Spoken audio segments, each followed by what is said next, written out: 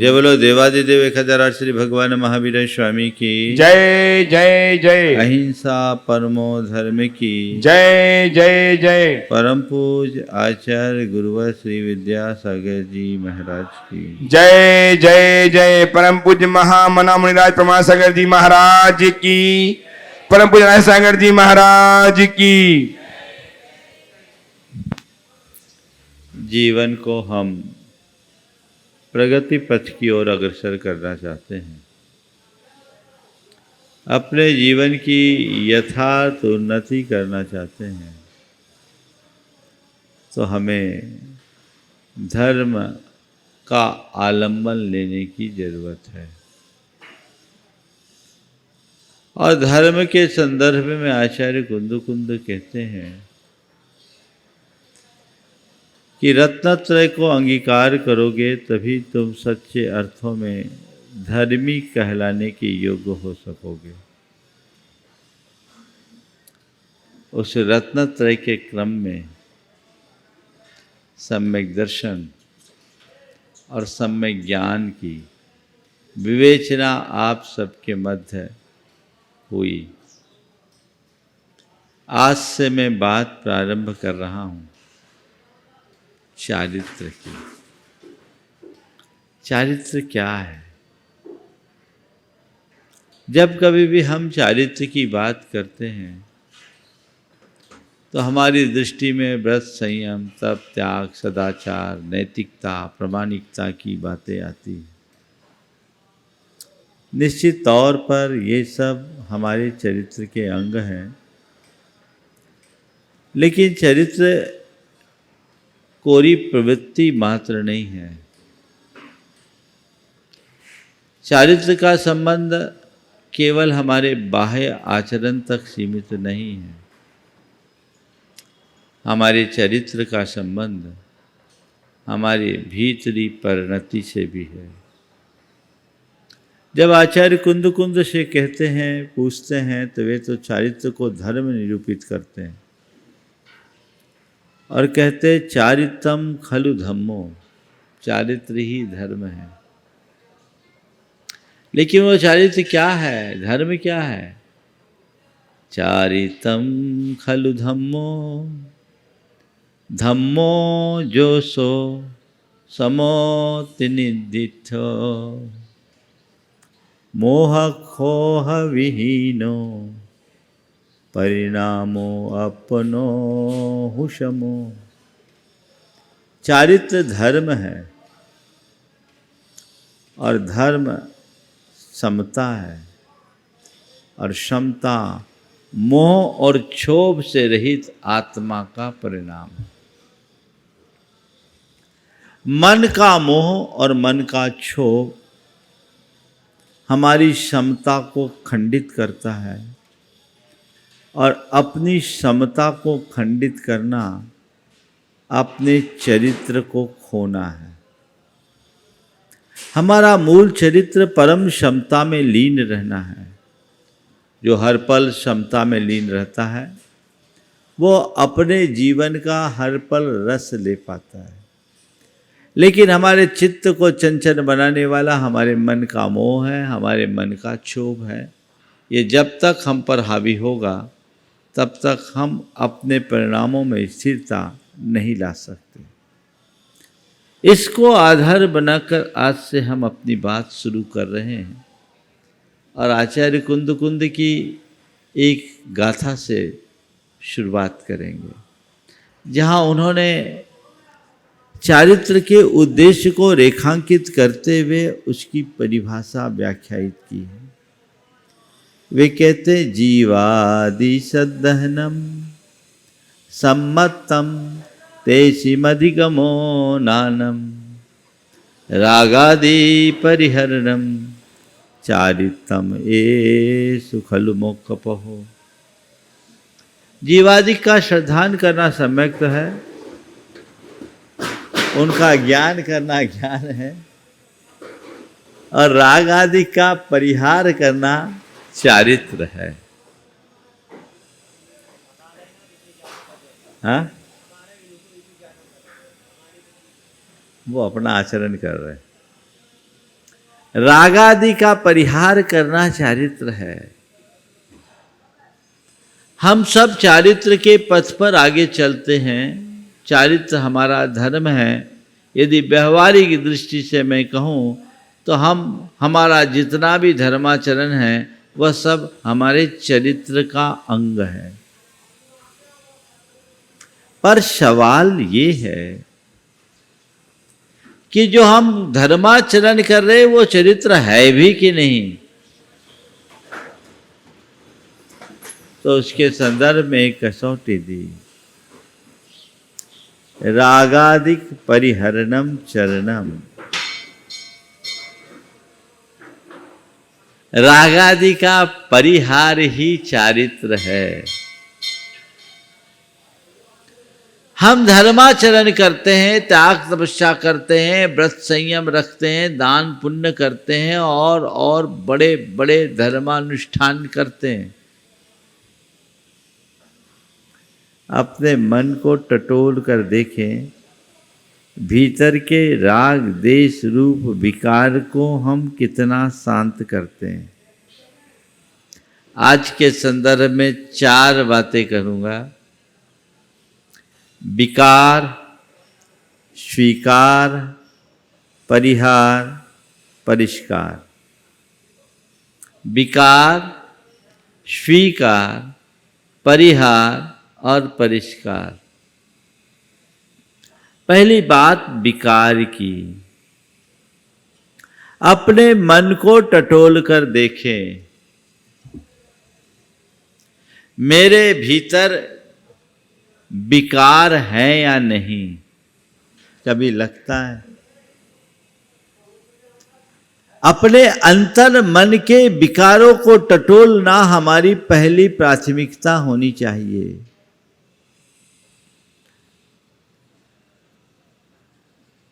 आप देखो, विकारों में जी रहे हो या विकारों को जीत रहे हो। विकारों में जी रहे हो तो दुखी बने रहोगे और विकारों को जीत रहे हो तो सुखी रहोगे। हमारी परिणति कैसी है?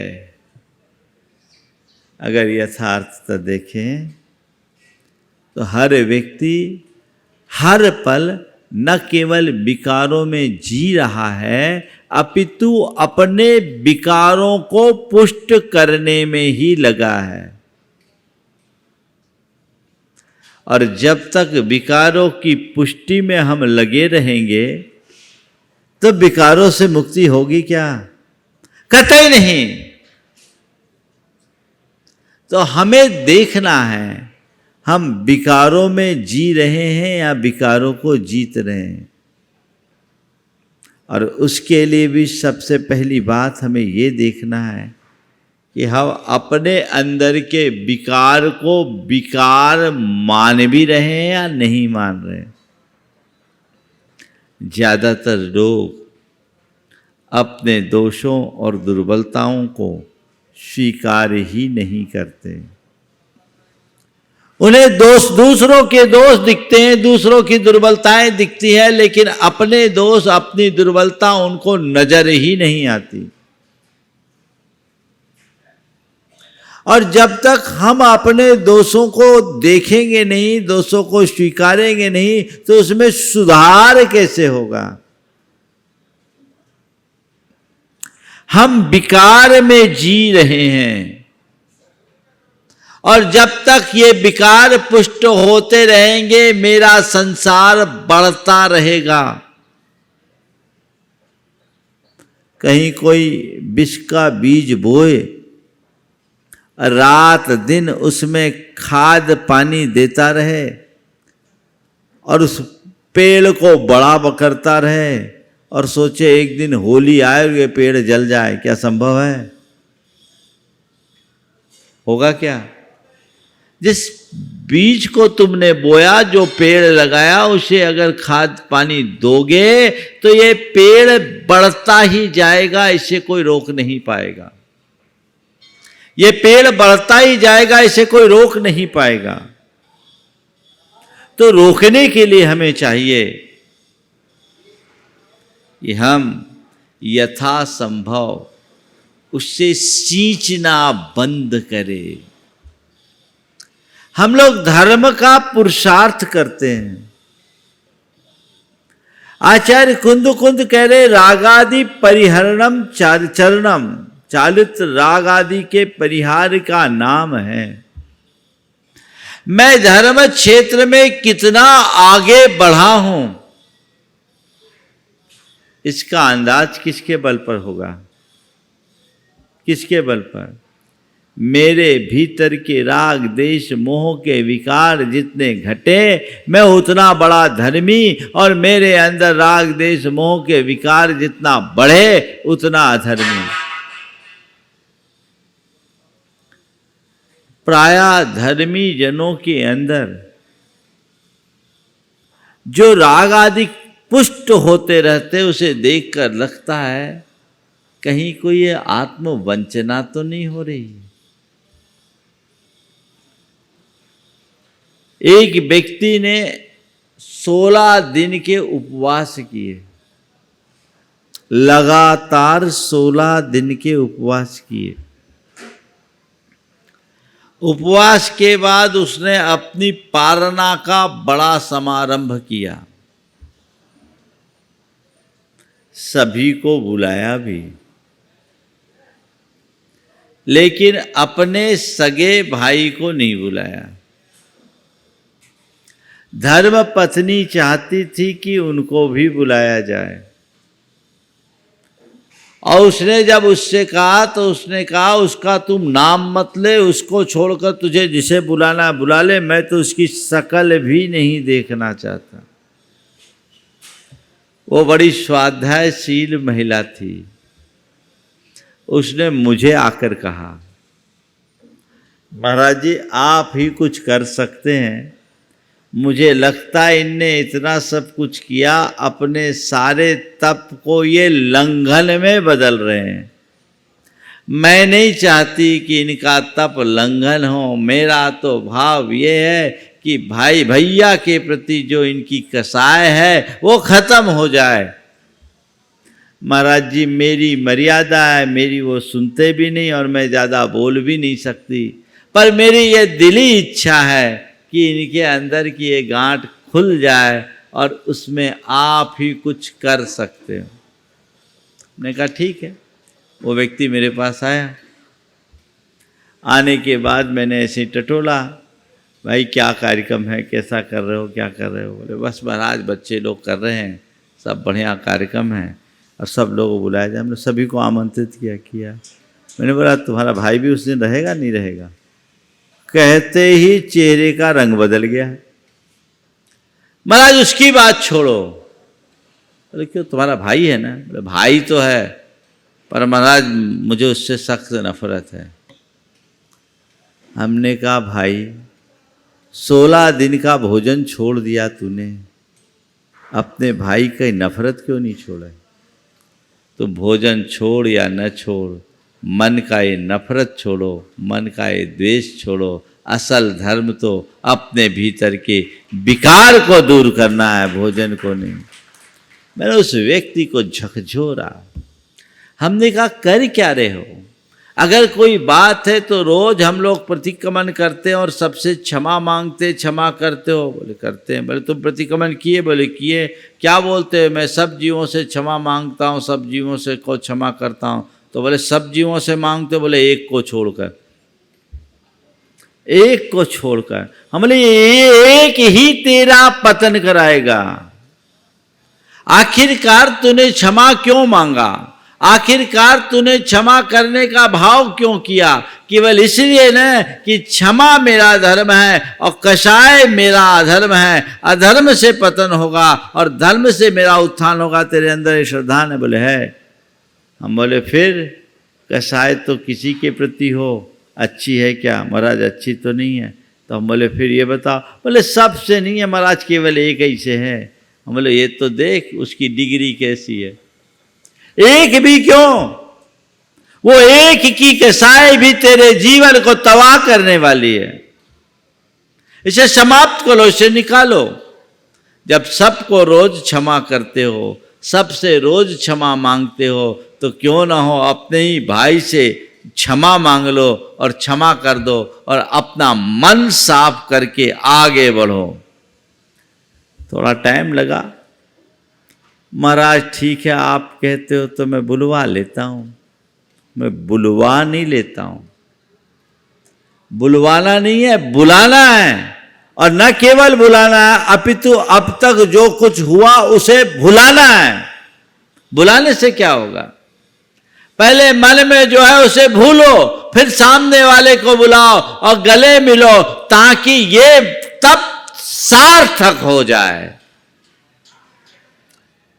उस व्यक्ति ने मन बनाया, उसकी धर्मपत्नी ने उसे उत्साहित किया, वो तो अंदर से चाहती ही थी। और इधर जो भाई था वो भी चाहता था कि हम लोगों का जो मनोमालिन्य है दूर हो जाए। उसके बाद जब दोनों भाई गले मिले, अंदर से दोनों की जो आंसू की धार बही, 10 वर्ष के बाद दो भाई गले मिले, अश्रु की धार बही, नजारा ही अलग। दोनों आकर के मुझसे कहे, महाराज 10 साल की मलिनता में जो सुख हमें नहीं मिला, वो आज एक पल के मिलन में सुख प्राप्त हुआ है। आज हम जानते हैं प्रेम क्या होता है। मैंने कहा, आज सच्चे अर्थों में तुम्हारे उपवास का फल मिला है। ये बात गांठ में रखिए कि मेरे अंदर के विकारों का शमन करना ही मेरा धर्म है। हम बाहर का धर्म तो खूब तत्परता से करते हैं, भीतर के धर्म के प्रति हम लोग प्रमादी बनते, उदासीन रहते हैं। अपने परिणाम को संभालो, अपने दोषों को, अपने दुर्बलताओं को दूर करो। और ये कब होगा? जब व्यक्ति अपनी बुराई को बुराई के रूप में स्वीकार करेगा कि ये मेरी कमी है।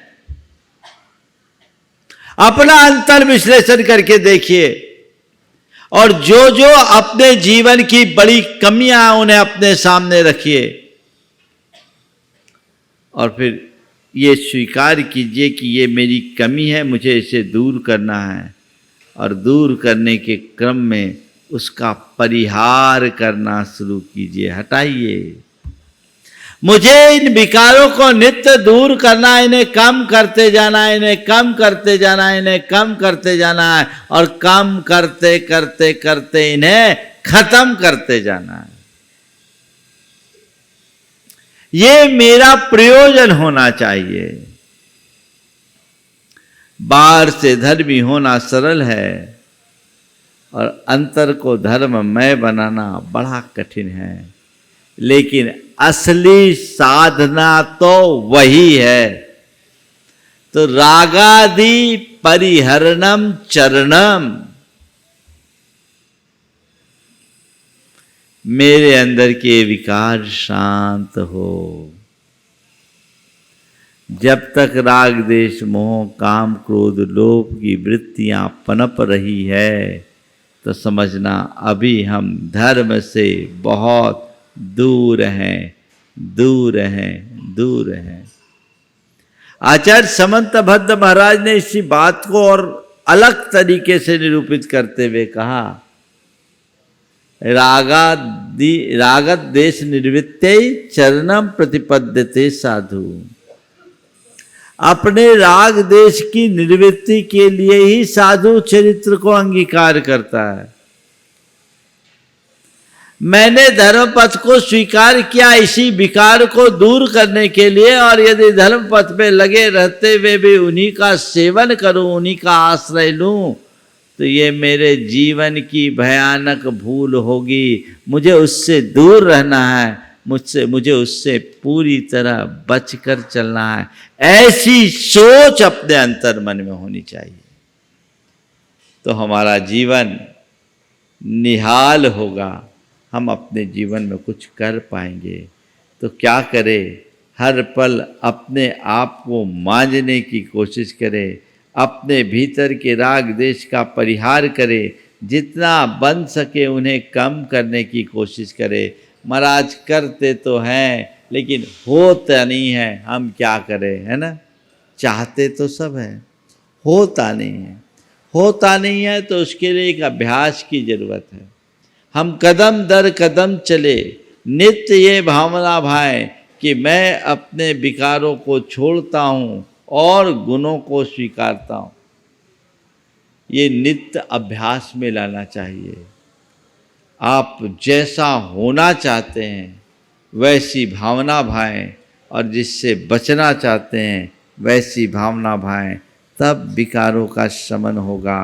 रोज सुबह उठो और प्रभु से प्रार्थना करो, हे प्रभु मेरा मन सहज रहे, मेरा मन शांत रहे, मेरा मन निर्विकार रहे, मैं सहज शांत और निर्विकार रहूं, मैं राग देश और मोह से बचकर रहूं। ये भाव बार बार बार बार दोहराइए। देखिए कितना हो सकता है। प्रभु आज के दिन मैं सहज रह सकूं, आज के दिन मैं शांत रह सकूं, मैं अपने शुद्ध आत्मा के स्वरूप में रम सकूं।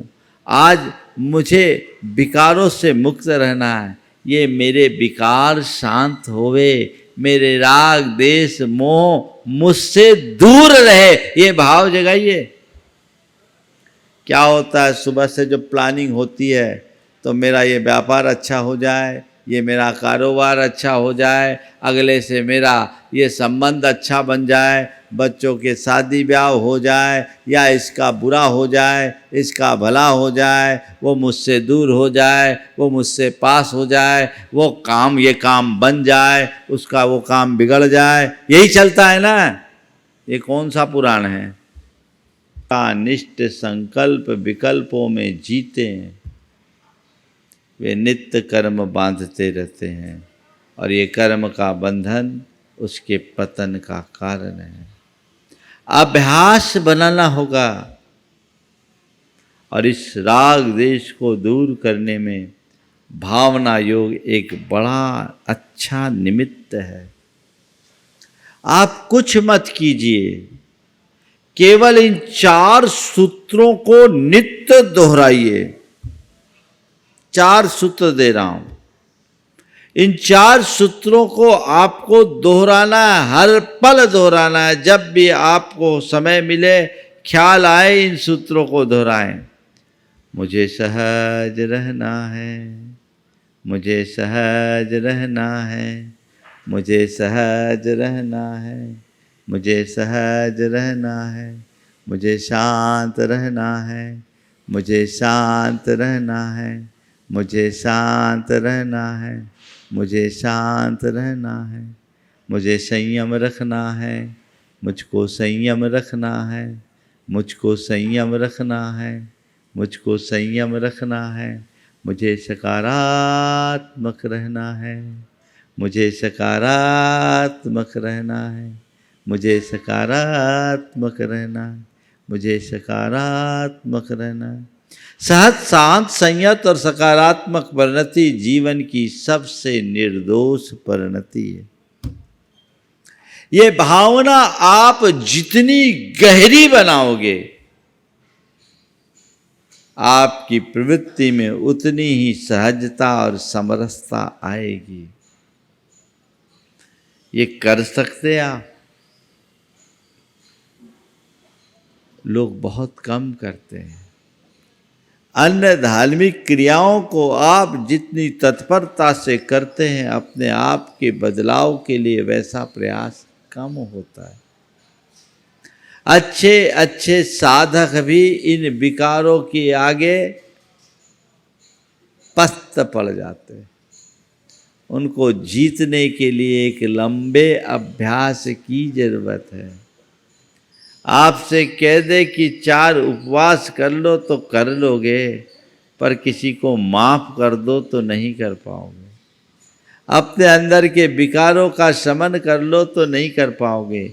जबकि होना यही चाहिए, भले तुम व्रत उपवास न कर पाओ कोई चिंता नहीं, लेकिन अपने मन को सहज और शांत रखो तो ये तुम्हारे जीवन की एक बड़ी उपलब्धि है।